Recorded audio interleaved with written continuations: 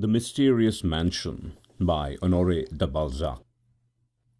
About 100 yards from the town of Vendôme, on the borders of the Loire, there is an old grey house, surrounded by very high gables, and so completely isolated that neither tan-yard nor shabby hostelry, such as you may find at the entrance to all small towns, exists in its immediate neighbourhood. In front of this building, overlooking the river, is a garden, where the once well-trimmed box borders that used to define the walks now grow wild as they list. Several willows that spring from the Loire have grown as rapidly as the hedge that encloses it and half conceals the house. The rich vegetation of those weeds that we call foul adorns the sloping shore. Fruit trees, neglected for the last 10 years, no longer yield their harvest, and their shoots form coppices. The wall fruit grow like hedges against the walls. Paths once gravelled are overgrown with moss, but, to tell the truth, there is no trace of a path. From the height of the hill to which cling the ruins of the old castle of the Dukes of Vendôme, the only spot whence the eye can plunge into this enclosure, it strikes you that, at a time not easy to determine, this plot of land was the delight of a country gentleman who cultivated roses and tulips and horticulture in general, and who was besides a lover of fine fruit. An arbour is visible, or rather the debris of an arbour, where there is a table that time has not quite destroyed. The aspect of this garden of bygone days suggests the negative joys of peaceful provincial life, as one might reconstruct the life of a worthy tradesman by reading the epitaph on his tombstone. As if to complete the sweetness and sadness of the ideas that possess one's soul, one of the walls displays a sundial, decorated with the following commonplace Christian inscription: Ultimam cogita. The roof of this house is horribly dilapidated. The shutters are always closed. The balconies are covered with swallows' nests. The doors are perpetually shut. Weeds have drawn green lines in the cracks of the flight of steps. The locks and bolts are rusty. Sun, moon, winter, summer, and snow have worn the panelling, warped the boards, gnawed the paint. The lugubrious silence which reigns there is only broken by birds, cats, martins, rats, and mice, free to course to and fro, to fight and to eat each other. Everywhere an invisible hand has graven the word mystery. Should your curiosity lead you to glance at this house from the side that points to the road, you would perceive a great door which the children of the place have riddled with holes. I afterward heard that this door had been closed for the last 10 years.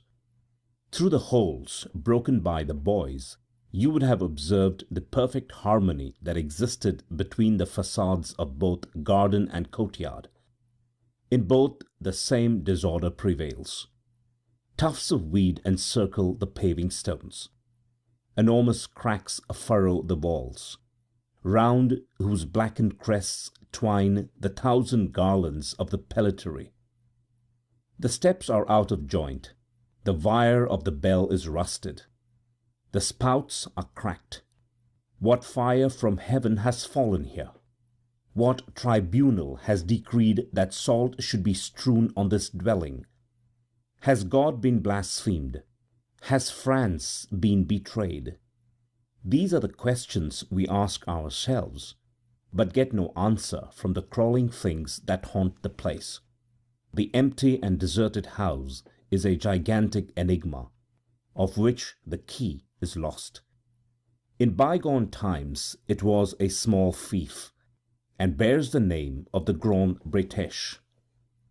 I inferred that I was not the only person to whom my good landlady had communicated the secret of which I was to be the sole recipient, and I prepared to listen. "Sir," she said, "when the Emperor sent the Spanish prisoners of war and others here, the government quartered on me a young Spaniard, who had been sent to Vendôme on parole. Parole notwithstanding, he went out every day to show himself to the sous-prefect. He was a Spanish grandee, nothing less. His name ended in os and dia, something like Burgos de Feredia. I have heard his name on my books. You can read it if you like. Oh, but he was a handsome young man for a Spaniard. They are all said to be ugly. He was only 5 feet and a few inches high, but he was well grown. He had small hands that he took such care of. Ah, you should have seen. He had as many brushes for his hands as a woman for her whole dressing apparatus. He had thick black hair, a fiery eye. His skin was rather bronzed, but I liked the look of it. He wore the finest linen I have ever seen on any one, although I have had princesses staying here, and among others, General Bertrand, the Duke and Duchess d'Abrantes, Monsieur Decazes, and the King of Spain. He didn't eat much, but his manners were so polite, so amiable, that one could not owe him a grudge. Oh, I was very fond of him, although he didn't open his lips 4 times in a day, and it was impossible to keep up a conversation with him. For if you spoke to him, he did not answer. It was a fad, a mania with them all, I heard say. He read his breviary like a priest. He went to mass and to all the services regularly. Where did he sit? 2 steps from the chapel of Madame de Merret. As he took his place there the first time he went to church, nobody suspected him of any intention in so doing.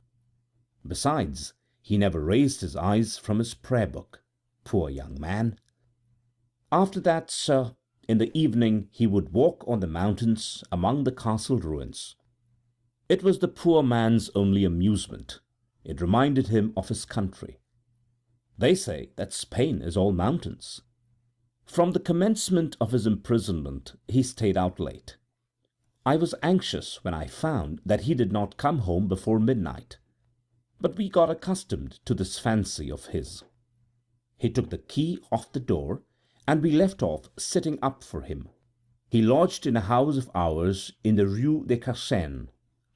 After that, one of our stablemen told us that in the evening, when he led the horses to the water, he thought he had seen the Spanish grandee swimming far down the river like a live fish. When he returned, I told him to take care of the rushes. He appeared vexed to have been seen in the water. At last, one day, or rather one morning, we did not find him in his room. He had not returned. After searching everywhere, I found some writing in the drawer of a table, where there were 50 gold pieces of Spain that are called doubloons and were worth about 5,000 francs, and 10,000 francs worth of diamonds in a small sealed box. The writing said that in case he did not return, he left us the money and the diamonds on condition of paying for masses to thank God for his escape, and for his salvation. In those days my husband had not been taken from me. He hastened to seek him everywhere. And now the strange part of the story.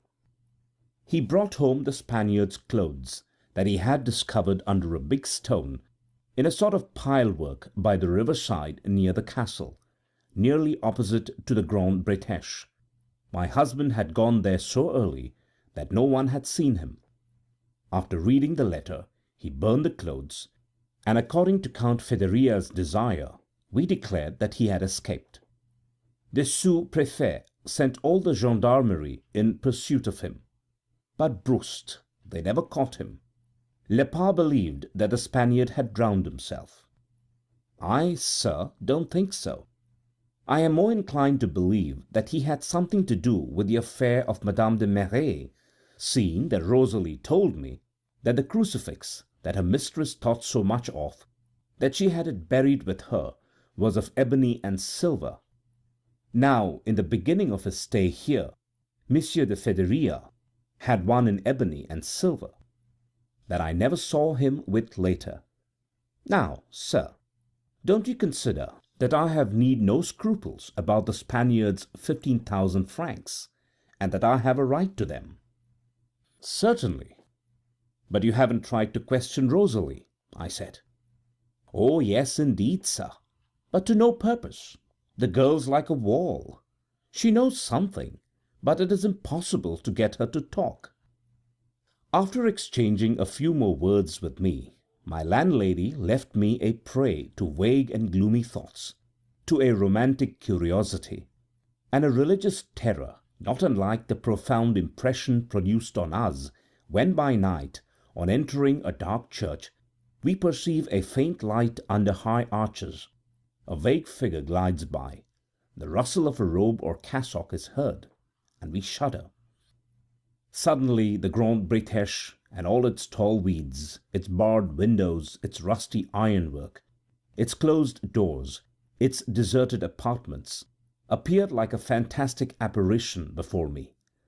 I essayed to penetrate the mysterious dwelling, and to find the knot of its dark story, the drama that had killed 3 persons. In my eyes, Rosalie became the most interesting person in Vendôme. As I studied her, I discovered the traces of secret care, despite the radiant health that shone in her plump countenance.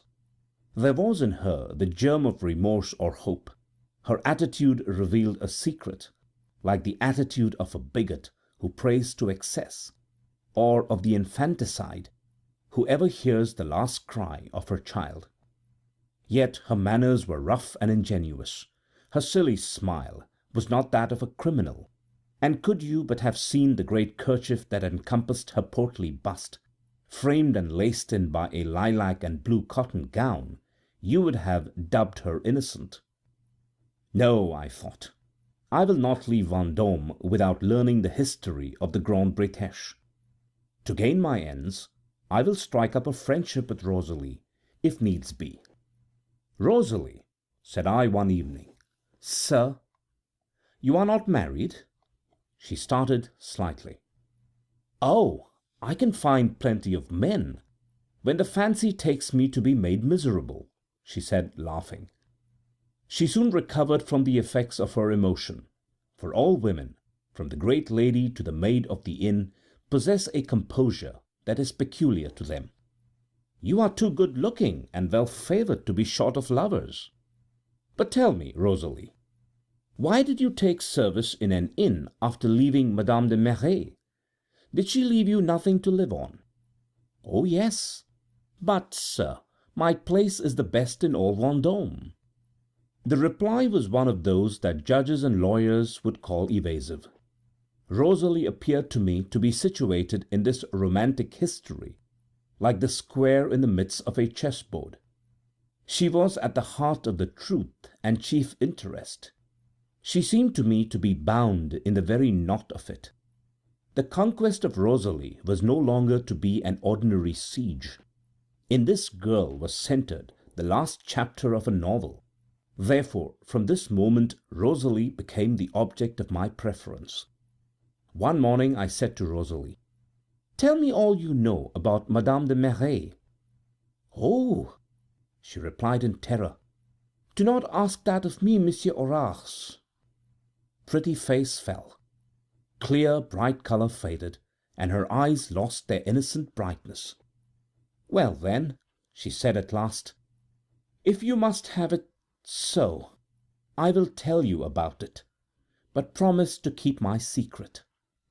"Done, my dear girl. I must keep your secret with the honour of a thief, which is the most loyal in the world." Were I to transcribe Rosalie's diffuse eloquence faithfully, an entire volume would scarcely contain it. So I shall abridge. The room occupied by Madame de Merret at the Bretêche was on the ground floor. A little closet, about 4 feet deep, built in the thickness of the wall, served as a wardrobe. 3 months before the eventful evening of which I am about to speak, Madame de Merret had been so seriously indisposed that her husband had left her to herself in her own apartment, while he occupied another on the first floor. By one of those chances that it is impossible to foresee, he returned home from the club, where he was accustomed to read the papers and discuss politics with the inhabitants of the place, 2 hours later than usual. His wife supposed him to be at home, in bed and asleep. But the invasion of France had been the subject of a most animated discussion. The billiard match had been exciting. He had lost 40 francs, an enormous sum for Vendôme, where everyone hoards, and where manners are restricted within the limits of a praiseworthy modesty, which perhaps is the source of the true happiness that no Parisian covets. For some time Monsieur de Merret had been satisfied to ask Rosalie if his wife had gone to bed, and on her reply, which was always in the affirmative, had immediately gained his own room with a good temper engendered by habit and confidence. On entering his house, he took it to his head to go and tell his wife of his misadventure, perhaps by way of consolation. At dinner he found Madame de Merret most coquettishly attired.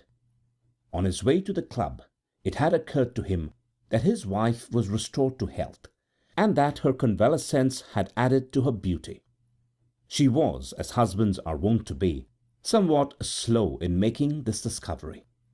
Instead of calling Rosalie, who was occupied just then in watching the cook and coachman play a difficult hand at brisque, Monsieur de Merret went to his wife's room by the light of a lantern that he deposited on the first step of the staircase. His unmistakable step resounded under the vaulted corridor. At the moment that the Count turned the handle of his wife's door, he fancied he could hear the door of the closet I spoke of close. But when he entered, Madame de Merret was alone before the fireplace. The husband thought ingenuously that Rosalie was in the closet, yet a suspicion that jangled in his ear put him on his guard. He looked at his wife, and saw in her eyes I know not what wild and hunted expression. "You are very late," she said. Her habitually pure, sweet voice seemed changed to him. Monsieur de Merret did not reply, for at that moment Rosalie entered. It was a thunderbolt for him. He strode about the room, passing from one window to the other, with mechanical motion and folded arms. "Have you heard bad news, or are you unwell?" inquired his wife timidly, while Rosalie undressed her. He kept silent. "You can leave me," said Madame de Merret to her maid. "I will put my hair in curl papers myself." From the expression of her husband's face she foresaw trouble and wished to be alone with him. When Rosalie had gone, or was supposed to have gone, for she stayed in the corridor for a few minutes, Monsieur de Merret came and stood in front of his wife and said coldly to her, "Madame, there is someone in your closet." She looked calmly at her husband and replied simply, "No, sir." This answer was heart-rending to Monsieur de Merret. He did not believe in it, yet his wife had never appeared to him purer or more saintly than at that moment. He rose to open the closet door. Madame de Merret took his hand, looked at him with an expression of melancholy, and said in a voice that betrayed singular emotion, "If you find no one there, remember this: all will be over between us." The extraordinary dignity of his wife's manner restored the Count's profound esteem for her, and inspired him with one of those resolutions that only lack a vaster stage to become immortal. "No," said he, "Josephine, I will not go there. In either case it would separate us forever. Hear me. I know how pure you are at heart, and that your life is a holy one. You would not commit a mortal sin to save your life." At these words Madame de Merret turned a haggard gaze upon her husband. "Here, take your crucifix," he said. Swear to me before God that there is no one in there. I will believe you. I will never open that door. Madame de Merret took the crucifix and said, I swear. Louder, said the husband, and repeat, I swear before God that there is no one in that closet. She repeated the sentence calmly. That will do, said Monsieur de Merret coldly. After a moment of silence, I never saw this pretty toy before, he said, examining the ebony crucifix inlaid with silver and most artistically chiseled. I found it at Duvivier's, and bought it of a Spanish monk when the prisoners passed through Vendôme last year. Ah, said Monsieur de Merret, as he replaced the crucifix on the nail, and he rang. Rosalie did not keep him waiting. Monsieur de Merret went quickly to meet her, led her to the bay window that opened onto the garden, and whispered to her, Listen, I know that Gorenflot wishes to marry you. Poverty is the only drawback, and you told him that you would be his wife if he found the means to establish himself as a master mason. Well, go and fetch him. Tell him to come here with his trowel and tools. Manage not to awaken anyone in this house but himself. His fortune will be more than your desires. Above all, leave this room without babbling, otherwise. He frowned. Rosalie went away. He recalled her. Here, take my latchkey, he said. Jean! Then cried Monsieur de Merret in tones of thunder in the corridor. Jean, who was at the same time his coachman and his confidential servant, left his game of cards and came. Go to bed, all of you, said his master, signing him to approach, and the Count added under his breath, when they are all asleep, do you hear? You will come down and tell me. Monsieur de Merret, who had not lost sight of his wife all the time he was giving his orders, returned quietly to her at the fireside, and began to tell her of the game of billiards and the talk of the club. When Rosalie returned, she found Monsieur and Madame de Merret conversing very amicably. The Count had lately had all the ceilings of his reception rooms on the ground floor repaired. Plaster of Paris is difficult to obtain in Vendôme. The carriage raises its price. The Count had therefore bought a good deal, being well aware that he could find plenty of purchasers for whatever might remain over. This circumstance inspired him with the design he was about to execute. Sir, Gorenflot has arrived, said Rosalie in low tones. Show him in, replied the Count in loud tones. Madame de Merret turned rather pale when she saw the mason. Gorenflot, said her husband, go and fetch bricks from the coach-house, and bring sufficient to wall up the door of this closet. You will use the plaster I have over to coat the wall with. Then calling Rosalie and the workmen aside, Listen, Gorenflot, he said in an undertone. You will sleep here tonight, but tomorrow you will have a passport to a foreign country, to a town to which I will direct you. I shall give you 6,000 francs for your journey. You will stay 10 years in that town. If you do not like it, you may establish yourself in another, provided it be in the same country. You will pass through Paris, where you will await me. There I will insure you an additional 6,000 francs by contract, which will be paid to you on your return, provided you have fulfilled the conditions of our bargain. This is the price for your absolute silence as to what you are about to do tonight. As to you, Rosalie, I will give you 10,000 francs on the day of your wedding, on condition of your marrying Gorenflot. But if you wish to marry, you must hold your tongues, or no dowry. Rosalie, said Madame de Merret, do my hair. The husband walked calmly up and down, watching the door, the mason, and his wife, but without betraying any insulting doubts. Madame de Merret chose a moment when the workman was unloading bricks and her husband was at the other end of the room to say, 1,000 francs a year for you, my child, if you can tell Gorenflot to leave a chink at the bottom. Then out loud she added coolly, Go and help him. Monsieur and Madame de Merret were silent all the time that Gorenflot took to brick up the door. This silence on the part of her husband, who did not choose to furnish his wife with a pretext for saying things of a double meaning, had its purpose. On the part of Madame de Merret it was either pride or prudence. When the wall was halfway up, the sly workman took advantage of a moment when the Count's back was turned, to strike a blow with his trowel in one of the glass panes of the closet door. This act informed Madame de Merret that Rosalie had spoken to Gorenflot. All three then saw a man's face. It was dark and gloomy, with black hair and eyes of flame.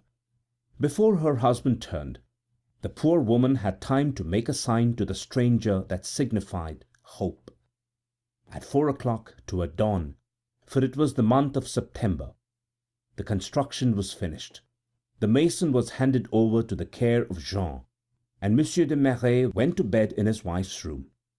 On rising the following morning, he said carelessly, "The deuce! I must go to Merry for the passport." He put his hat on his head, advanced 3 steps toward the door, altered his mind, and took the crucifix. His wife trembled for joy. "He is going to Duvivier," she thought. As soon as the Count had left, Madame de Merret rang for Rosalie. Then, in a terrible voice, the trowel," she cried, "and quick to work. I saw how Gorenflot did it. We shall have time to make a hole and to mend it again." In the twinkling of an eye, Rosalie brought a sort of mattock to her mistress, who, with unparalleled ardour, set about demolishing the wall. She had already knocked out several bricks, and was preparing to strike a more decisive blow, when she perceived Monsieur de Merret behind her. She fainted. "Lay Madame on her bed," said the Count coldly. He had foreseen what would happen in his absence, and had set a trap for his wife. He had simply written to the mayor, and had sent for Duvivier. The jeweller arrived just as the room had been put in order. "Duvivier," inquired the Count, "did you buy crucifixes of the Spaniards who passed through here?" "No, sir." "That will do, thank you," he said, looking at his wife like a tiger. "Jean," he added, "you will see that my meals are served in the Countess's room. She is ill, and I shall not leave her until she has recovered." The cruel gentleman stayed with his wife for 20 days. In the beginning, when there were sounds in the walled closet, and Josephine attempted to implore his pity for the dying stranger, he replied, without permitting her to say a word, "You have sworn on the cross that there is no one there."